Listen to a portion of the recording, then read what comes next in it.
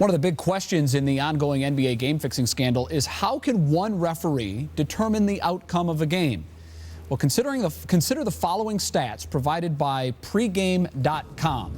Here they are. In games officiated by Tim Donaghy from 03 to 05, only 44% of those games exceeded the over line in total points. Compare that to games he officiated since the 05 season, where 57% exceeded the over. Pregame.com also reports that in games where the spread moved at least 1.5 points, the team getting the big action covered in 10 straight games officiated by Donaghy. That was from a stretch January of April of last year. The odds of that happening, according to the website, 1,024 to 1. To get the Las Vegas perspective on this story, we're joined by sports handicapper Brandon Lang, whose life story was immortalized by Matthew McConaughey in the 05 film Two for the Money. Brandon, thanks for joining us. The numbers I just rattled off there, what do you make of those numbers? Well, they're all over everywhere you look. This is a guy that last year alone, games he officiated went over the total 57% of the time. So there was definitely something going on. He's a man who was in the top 3 with technical fouls called, top 3 with putting guys at the free throw line, top 3 with fouling guys out. So you put those elements together, and a lot can happen. You can dictate tempo. You can get teams in the bonus quickly. Take Game 2 of the NBA Finals, Jay. He didn't officiate that game. The 35 free throws total were shot in that contest. The game went under the Vegas posted total. Game 3 he officiated. There was over 60 fouls called. That game went over the posted Vegas total by 9. So it's right there in black and white in front of you. Wow, very interesting numbers. Is it feasible to think that someone somewhere should have caught on to this trend? Well, I think when the paper trail reveals itself, you got to believe that somebody had to know. You're dealing with an officiating crew of 3 guys. You're a good enough official to know that if there's some shady stuff going on, you got to scratch your head after the ball game. Go back to February 26th at Madison Square Garden. Knicks were playing the Miami Heat. Donaghy was in that ball game. He was an official in that ball game. The point spread in Vegas was 4.5. That means the Knicks had to win by 5 to pay people money. In that contest, the Knicks shot 39 free throws. The Heat shot 8. You had a differential of 31 free throws, and in that contest, it was a 4-point game with 8 seconds to go. Donaghy calls a foul on the Heat. Crawford goes to the line, hits 2 free throws, and they win by 6. So right there again, a ref can control what happens in a game. He can control it a lot more than people give him credit for. All right, you had referred earlier to Game 3 of the NBA Finals. Tim Donaghy didn't officiate the finals this year. Was that from this year? I believe it was from last year. Okay, last year.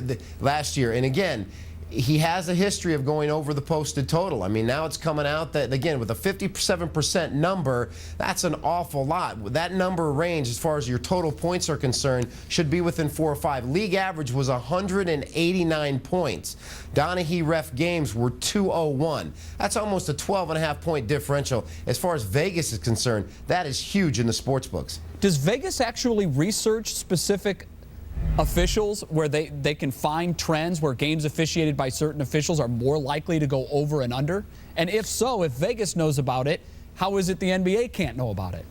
Well, first of all, the NBA knows about it. They just can't control it. Vegas is very good. Give them credit for setting the line on games. They follow every trend there is. I believe that they've stopped releasing officials' names before games because gamblers were tuning in to certain referee crews favoring over or unders. Not fixing game, not shaving points, whatever. They just called games differently, loosely, so they would go, an officiating crew would go over 8 games in a row because they officiate the game a little more loosely. Vegas does a great job in controlling point spread moves. Jay, if there's a line in Vegas that doesn't look right, if there's some news coming in, they take that game off the board, they investigate it. If they don't like what they see or what they hear, they leave it off the Vegas board. What happened here was he was betting with an illegal bookmaker. You can't control that. See, when you've given it back to the corner store bookie, you don't know what that line move's doing. Different bookmakers have different lines. Yes, they'll use Vegas as a guideline as to what that line should be, but they set their own line. You can't monitor that. That's why I've always said, Jay, if you legalize gambling,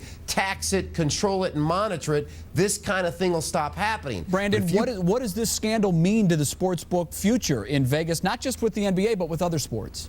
Well, as far as the NBA is concerned, wagering on the NBA has been down the last couple of years. There's nothing you can do about that. The interest in your sports bettors in wagering on the NBA has been declining each year by the sports books here in Vegas. Other sports, college and pro football, it's at an all-time high. There has been more interest in baseball as well. But let's be honest here. There used to be no college football game in town only on Thursday night. Now during the college football season, you got a MAC conference game on Tuesday, you got a WAC conference game on Wednesday, you got an ACC game on Thursday, and you got a Mountain West game on Friday. Betting is down in the NBA. College and pro football wagering is up. All right, Brandon Lang, thanks for the input. We appreciate it. Donahue, a 13-year NBA veteran, is expected to surrender himself in Brooklyn federal court later this week or early next week to face federal gambling charges. NBA Commissioner David Stern is scheduled to hold a news conference that is coming up shortly, 11 a.m. Eastern Time, and we will go there to hear what the commissioner has to say on this unfolding scandal involving Tim Donahue.